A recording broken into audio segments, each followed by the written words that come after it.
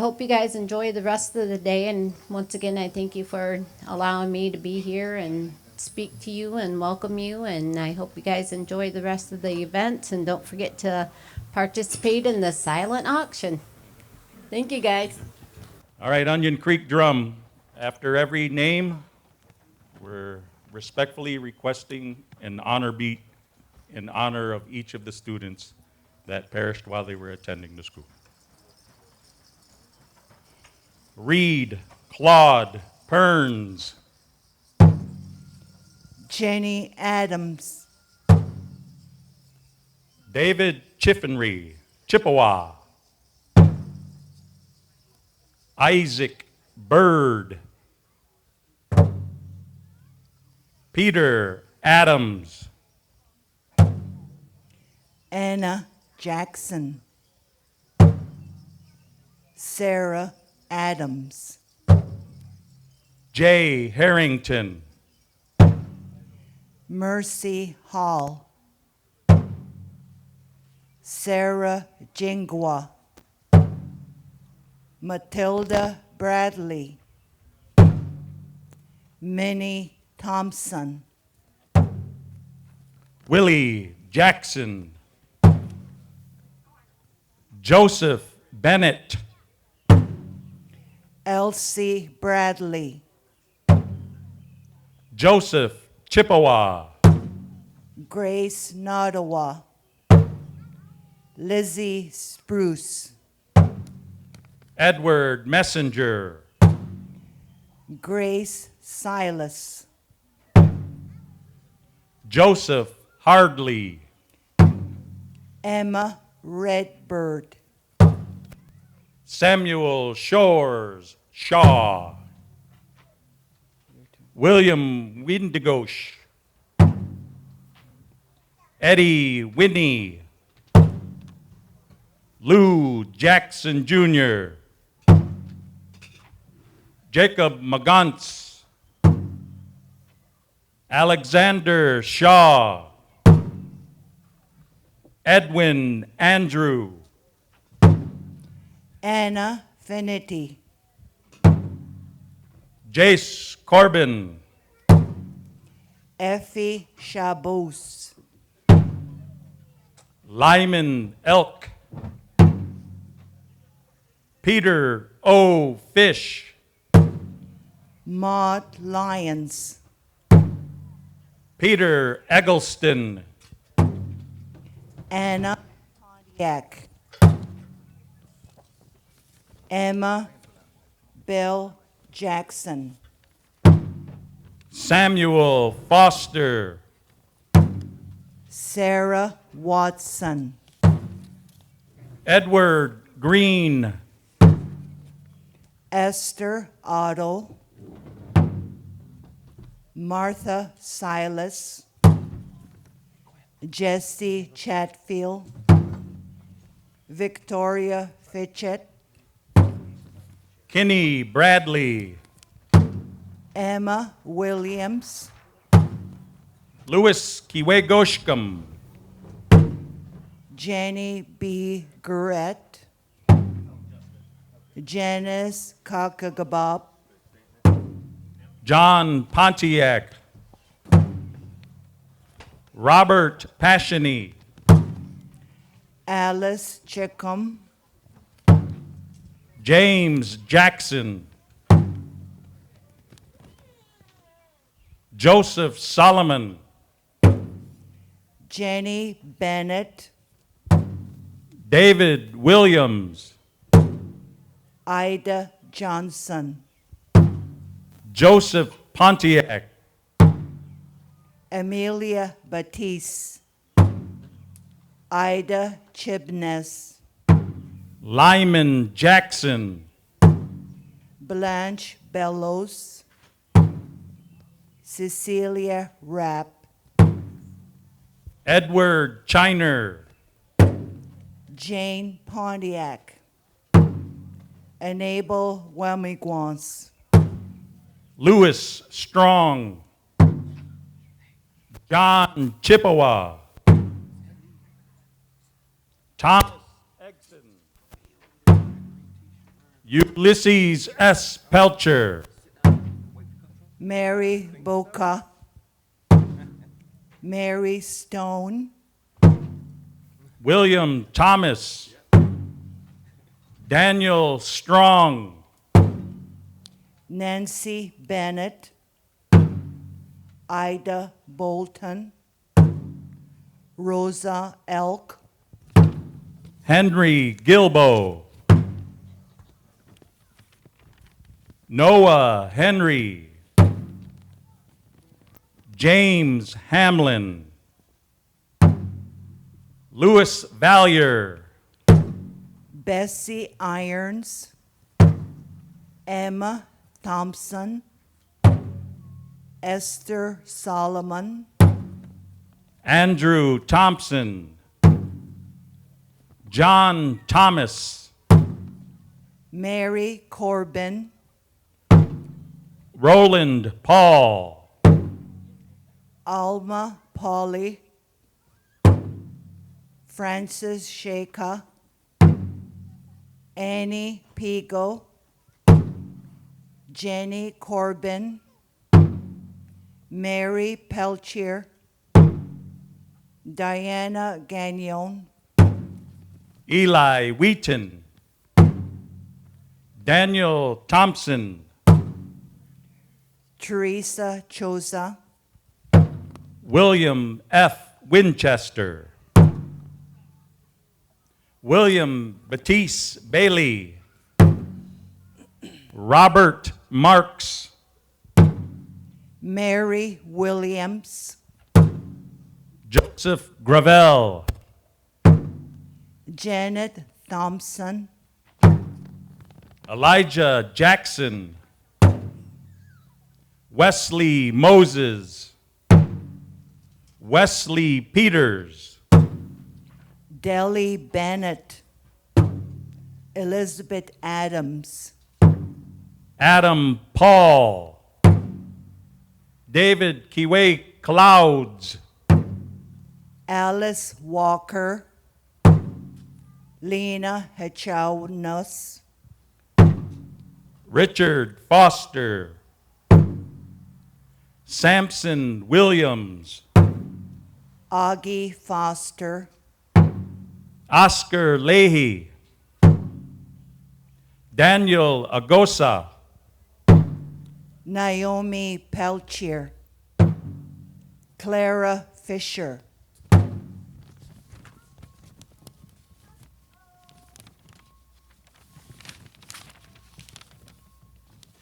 Rachel Collins, Charlie Nixon, Ida James Fisher, Julia Bailey, Rose Odeman, Lucille Chippewa, Joseph Chippewa, Allison Peters, Dennison Pelcher, Lena Elk, Bertha Wheaton, Flossie Jackson Blackmer, Clara Collins, Fred Foster,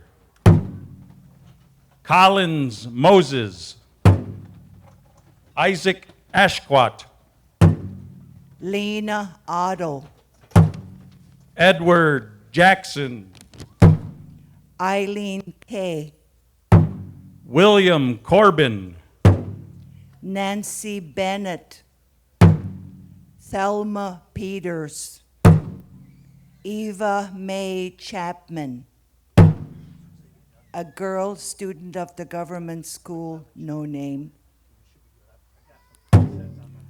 Waddle Shauno, Daniel Thompson, Joseph Williams, Wallington Pelcher, Theodore Jackson, Edward Novotny, Mary Bowen, Clarence Medavis, Loggers Collins, William Osagwin, Blanche Bennett, Helen Andrews, Mary Shawagan, Louis Joseph, Silas Hart, Zula Fisher, Frederick Fisher, Regina Fisher, Henry Thompson, Henry Pigo, David Lapointe, Elsie Gertrude Gezik, Myron Gordon, Rhoda Collins, Leota Sagan, Charlotte Watson, Isaiah Walker, David Thompson, Marianne Dutton, Bessie Brown, Marta Tagasong, Joe Alexander, Wilson Johnson, Dennis Dutton, Charles Shaganabi, Jenny Rapp, Rebecca Shaka, Sarah Shaka, Wallace Shekha, Agnes Dutton, Elizabeth Rapp, Joseph Ayuk, Grace Dutton, William Westbrook, Angeline Johnson, Victoria Rapp, Frank Dutton, Magai Francis, Albert Francis, George Williams, Jace Adams, Edward Andrews, Martha Kuhn, Grace Peters Bennett, Esther Sophie Agosa, Agnes Agosa, Elsie Agosa, John Franzway, Elizabeth Otto, Louise Augusta, Harry Pashney, Charles Augusta, Eliza Pano, Joseph Bennett, Elizabeth Augusta, Lucy Jackson Davis, Rose Joseph Sampson, Sarah Williams, Pearl Fisher, Grace Huntley Pontiac, Ida Andrews Francois, Jessie Kegagbob, Elizabeth Thompson, Mary Williams, Isaac Mix, Raymond Chatfield, Amos Williams, Amelia Johnson, Barney Pontiac, Maggie Cummings, Ida Rose Isaac Ashquap, and we thank you, Miigwech, from the Mount Pleasant Indian Industrial Boarding School Committee, for your attention as we honor the students that perished at the Mount Pleasant Indian Industrial Boarding School. And we're most thankful again to Kenton Taylor and the Onion Creek Drum for all these beautiful honor beats in honor of these students. Oh, Chi Miigwech, and let's hear it for our boarding school survivors, our Anishinaabe Gichidao, Paul Walker, and Isabella Ozalmic, and Willie Johnson. Isabel, could I get you to go ahead and to say a prayer for our meal, please? Okay. Bojo, Anshmino, Nin do execute Quendish Nikas, Pitchin do dem, ko enad moed. Nangos mnedo, Bejik da noswin. Chimigwech dikdame, mampi nangomi jimetik, mampi gajibakwejik bino mamwe wisning, migwech dikdame kenagego ejenishing nango. Migwech dinananik mampi kena gego enagdwendigik mino mabagizes nangum nosget mino mampi king nurgijagak. Migwech kinandikit mampi kenagego wamijing mino wamnikwang mandan bish mino mijim kenagego mamui sneeing mino.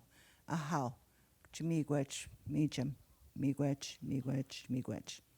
Before I introduce a couple of our dignitaries, I do want to mention that this is an opportunity for a lot of our community to share stories about the boarding school. And just like a lot of our people here today, I had a grandmother that went to this boarding school. And one of the challenges I was sharing with a community friend this morning was one of the things that happened to her is she used to sing in our Anishinaabe Moan, in our Ojibwe. She would sing Amazing Grace at this school. And she was beaten for singing Amazing Grace in her language. And that was one of those things that I never understood because I thought this was a Christian school and she was giving that honor. And my friend was saying, well, that's so horrible. And I mentioned, well, she went to a church on the hill right here on the reservation. And they started singing Amazing Grace in Ojibwe. And that was the way that we would go ahead and honor our Creator. And she brought that song to us kids. And she started singing that song again once she left this place. And she found out it was good to go ahead and to share those songs. So just like I shared that teaching with my friend today, I'm sure there's a lot of stories, and we're going to hear it from the survivors panel. But this wouldn't work if it wasn't for the support of not only our tribal government and our tribal council, but also our friends in the community. And one of the best friends that we have with Central Michigan University is right up from the top. We have CMU President Robert Davies with us, and he's no stranger to our boarding school. And he was able to go ahead and to join us on several different occasions. And I'd like to go ahead and to ask President Davies to come forward and to share a few words on behalf of Central Michigan University. Put your hands together for President Bob Davies.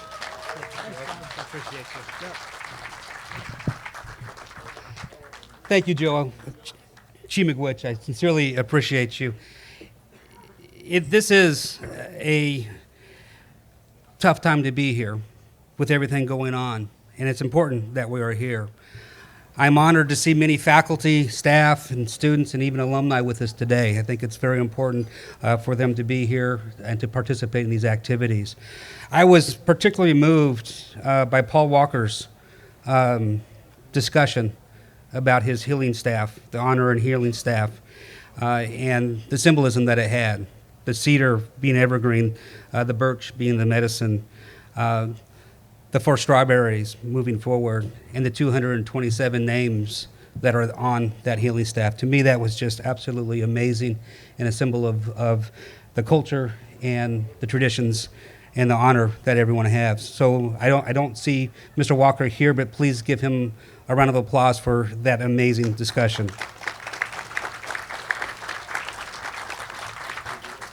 We stand on a site that for decades represented sorrow and separation, a place where children were placed after being forcibly removed from their families and their community. As Paul mentioned, he was incarcerated up in Bay Harbor, a place where the practice of their language and their spirituality was forbidden, a story that Joe just articulated. Reverberations of that heartbreaking loss of identity, heritage, and tradition continue to be felt today by members of the indigenous communities throughout the continent and world. Today is an opportunity to acknowledge the injustices of the past while working collectively to ensure tragedies like this never, ever happen again.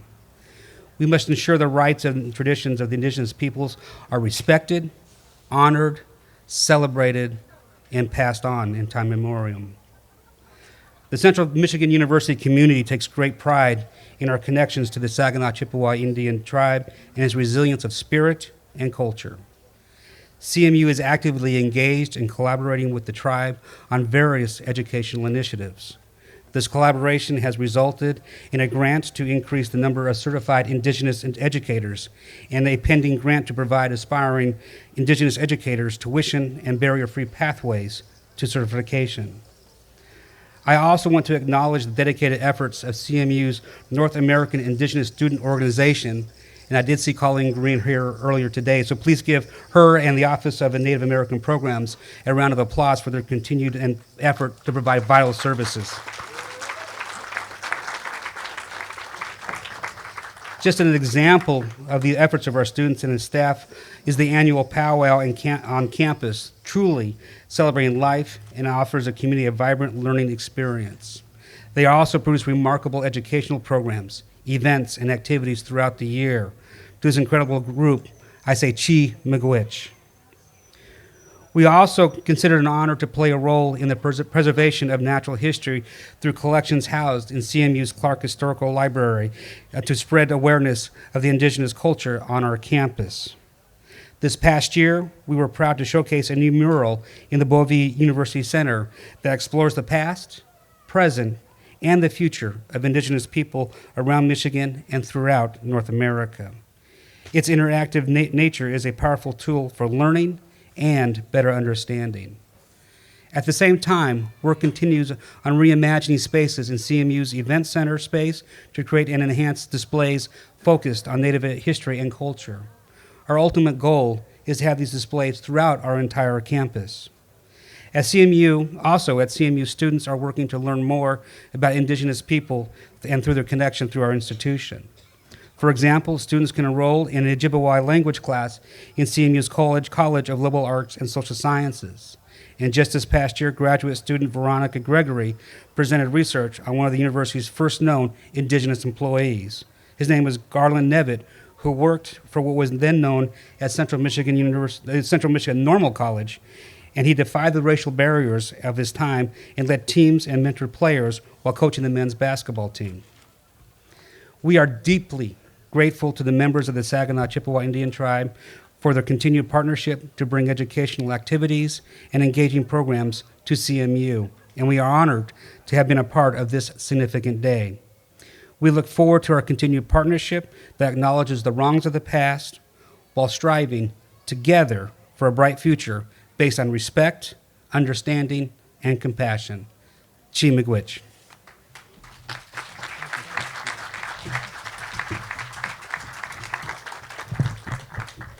Chi miigwech, let me move this up a little more. Thank you, thank you, President Davies. And I'm glad President Davies mentioned Colleen Green because yesterday I was here. We were the only people that was here at the time, and we were waiting for the staging to come in. And if it wasn't for university events, we wouldn't have this staging here. So there's a lot of connections that we have with Central Michigan University. And I would mention that, did you know the Saginaw Chippewa Tribal College has an articulation agreement with Central Michigan University, and a lot of our students that go through our tribal college go right to CMU. And of course, one of my friends, Council Member Lucas Spray, just got his master's degree from Central Michigan University. So we appreciate all of the good work that President Davies and CMU does. I would mention, though, with having someone that really understands the importance of relationships. And I think with the city of Mount Pleasant, and MIBS is a part of that, and we're able to go ahead and to have that cooperative agreement where we can go ahead and do programs like this with the Mount Pleasant City Commission support. And Mayor Amy Perschberger was a big part of this when it came time to pass a resolution recently honoring Indigenous Peoples Day. And that kind of commitment to our tribal government and to our tribal nation. We can count on people like Mayor Amy to go ahead and to be a voice for the city of Mount Pleasant. And she's also a good example of what we say about working together for our future. And I'd like to go ahead and ask the mayor of Mount Pleasant to come forward and to say a few words for us. Amy Pershberger.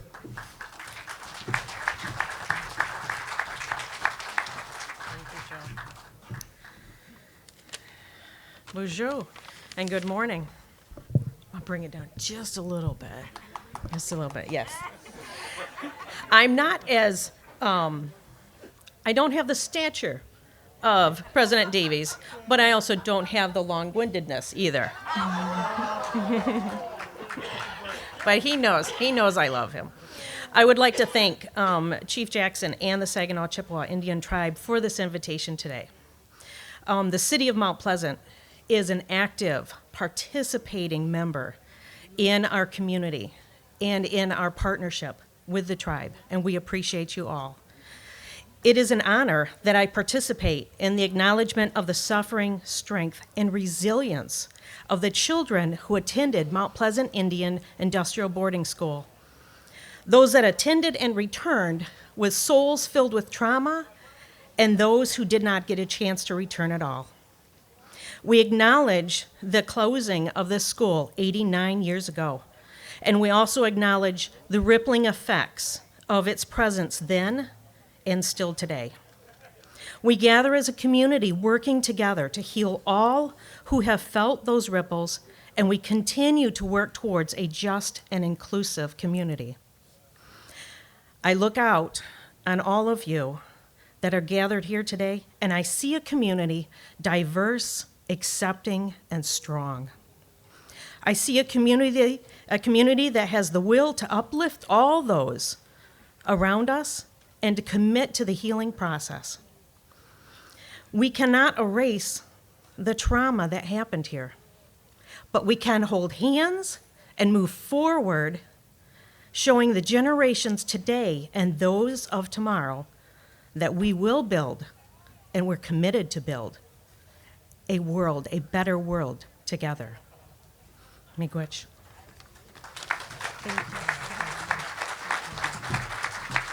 Bonjour. Chinas na bet desen kas bishkenorum, jumlis amindao, liso madeo. And she found them.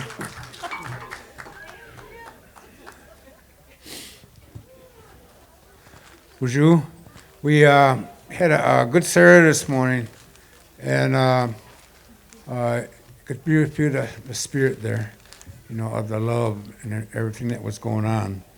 And I know my senior pipe carrier, medicine man, or spiritual leader, I should say, George is. We already smoked our powagons this morning, and so the ones that haven't smoked theirs yet, we're giving them a chance. But I just want to say that one of the survivors here, my grandma, Eleonora Pigo, she, we lived down the railroad tracks here, and we have a farmhouse. It's a stone house, and it's right by the railroad tracks, and we'd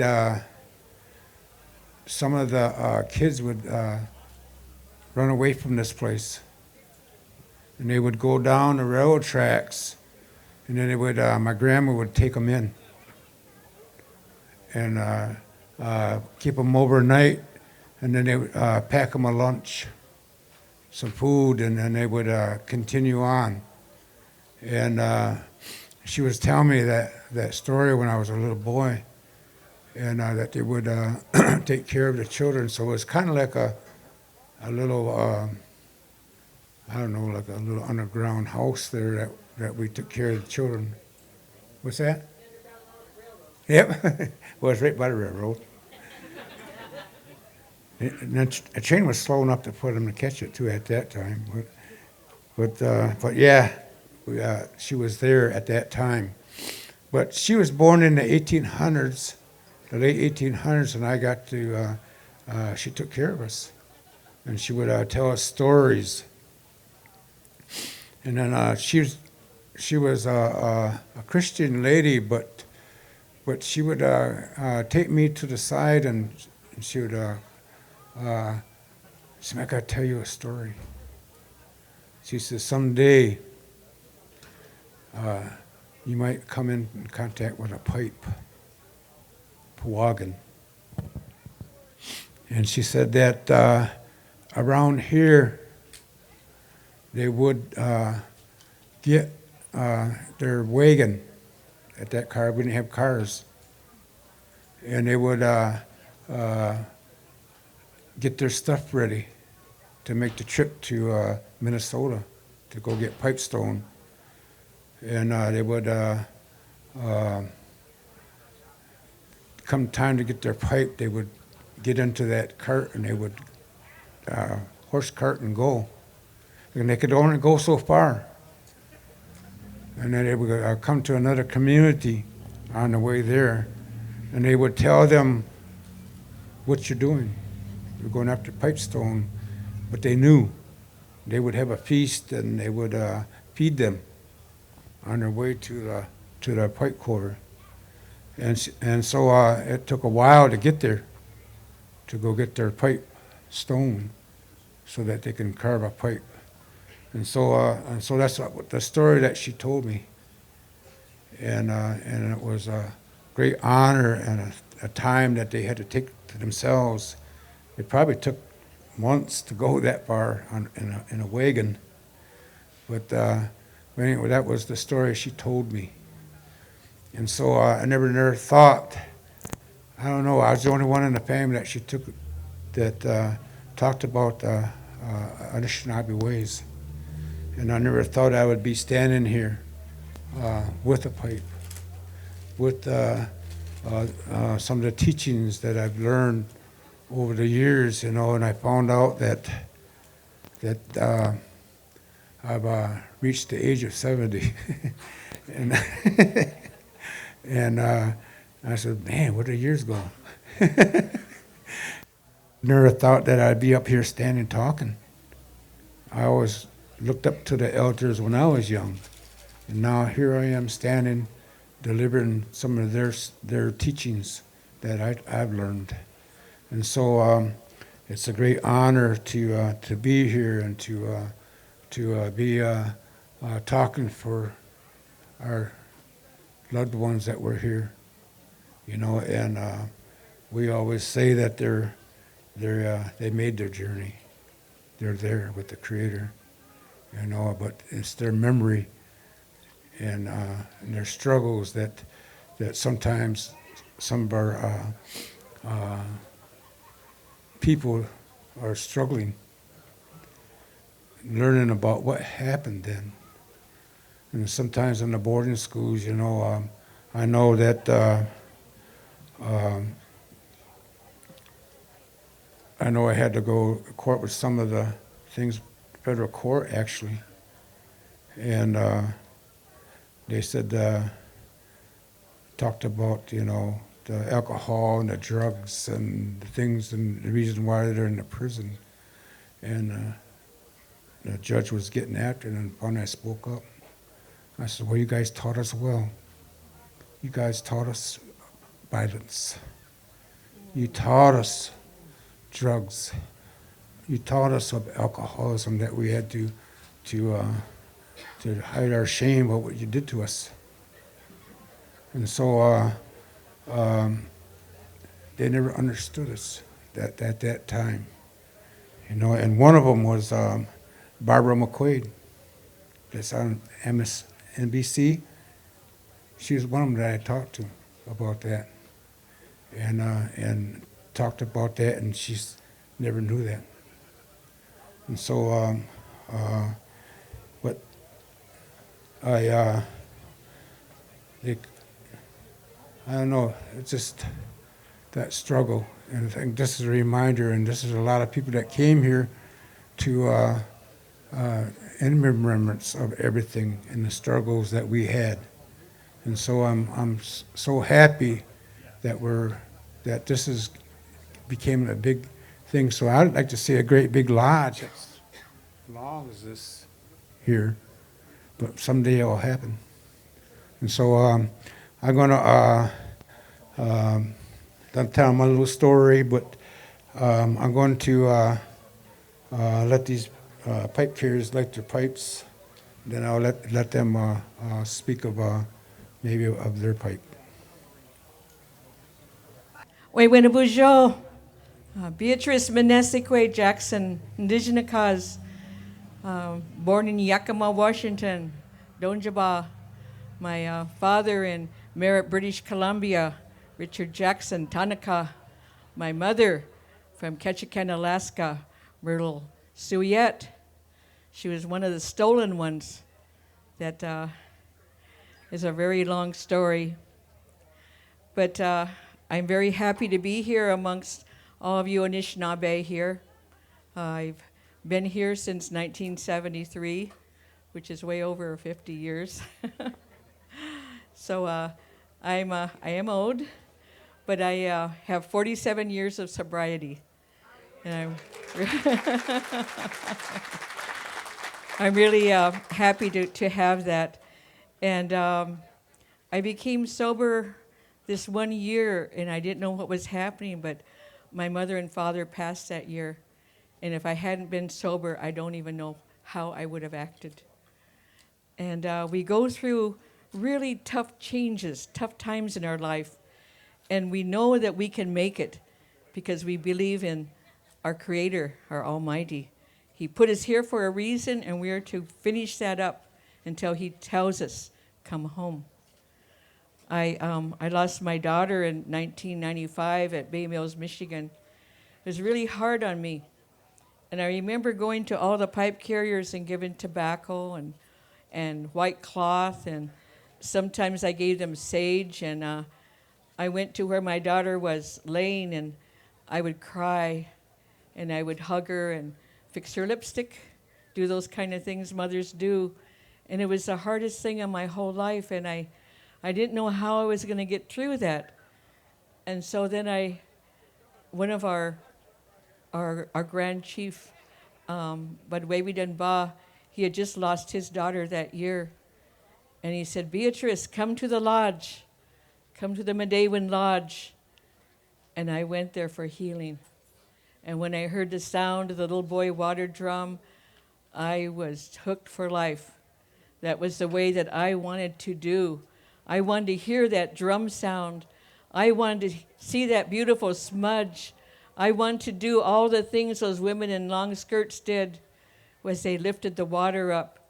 I wanted to know the teachings right from the beginning of the creation story, and I was willing to be there and work hard, wash dishes, do whatever they told me to do. I wanted to earn my way. So I finally was able to become a Medewan person. And both Steve and I are third-degree Medewan. Steve Pigo is our chief of the Medewan Lodge. He doesn't really say that too much, but he's one of our senior chiefs, will always be, as his family will always be. And one other thing I learned was that I saw my brothers and sisters sun dancing, and they would pierce. I said, why do you pierce your body? They said, we have to release the pain inside of us. Sometimes the pain gets so hard that you don't know how you're going to live. And so I became a sun dancer. And the Sundance chief, Harry Charger, he says, why do you want to become a sun dancer? I said, I dreamed I had a crown of sage on my head. I didn't know what it was until I saw the Sundance. And he said, where did you go? I said, I had a white dress on. And I went to this place that was full of waterfalls and sparkling water. He said, you were in a sacred place. And I know now that's Windaja Wingay, that most sacred place that we lift our waters from. So I became a sun dancer that year, and I wore the dress that he told me I would receive healing. And I remember hugging that tree so hard and crying with all my might for all the healing that I needed. And I told the tree, I want to live. I want to live. I want to live. And I was able to have grandchildren born, great-grandchildren born. And my sobriety means everything to me. It means that I can come to you without shame. If you need help and offer me tobacco, I'm ready. I will do whatever I can in that good way. And it's not an easy way, it's a hard way. But it's a really good, hard way to be responsible for your actions, to do the very best you can. And our one of our chiefs, now a comic, Dennis Banks, he said, when I leave, he says, don't cry for me, because I did the very best I can. And it's a good day to die. And I always say that too, but not yet. Not yet. So I'm going to end this with something my brother told me. I don't know. You guys know more about these things than me, but he said, you know, if you go to heaven, there's animals there too. He says there was a mouse trying to get into heaven, and there was a cat trying to get into heaven. And St. Peter told that little mouse, is there anything you need? He says, oh, the world is so big. Could you give me roller skates? He thought about it. He says, okay, you have roller skates. Then he went to the cat. Well, how are you doing? Oh, the world is so big, but thank you for giving me Meals on Wheels.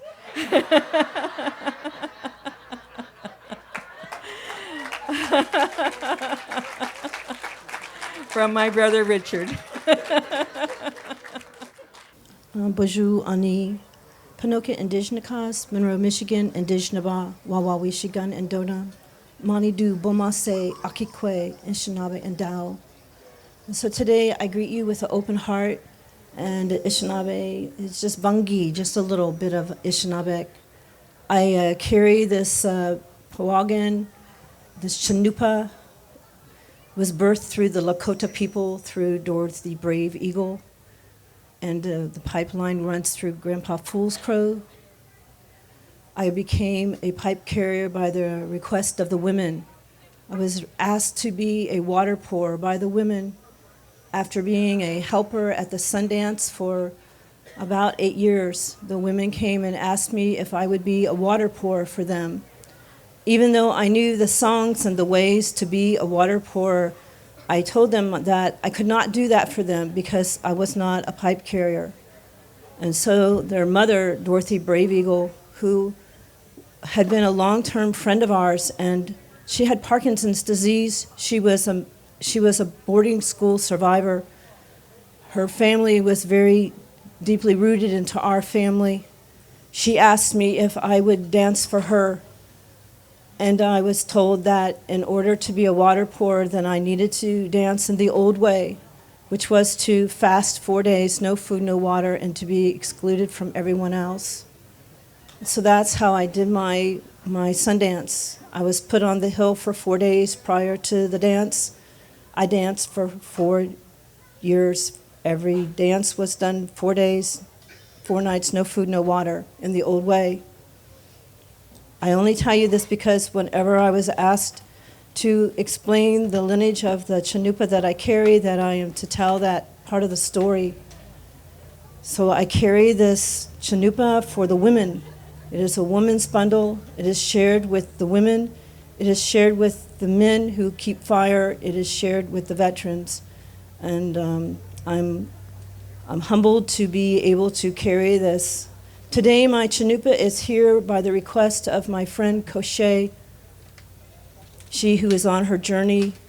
She is a Dene woman who is here today, who also is a boarding school survivor, a dear friend of mine. And she asked me, after many years of working together on her recovery as a boarding school person with her medicine people there in the Dene land and on our own land, she asked me today to be here with her, to support her, she asked me to bring this women's bundle here.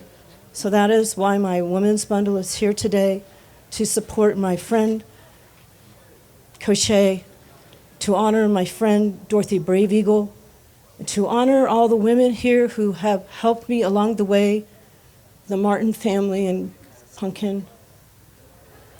I'm very honored to be here, and I'm humbled to be a carrier of this chanupa for the women. Aho.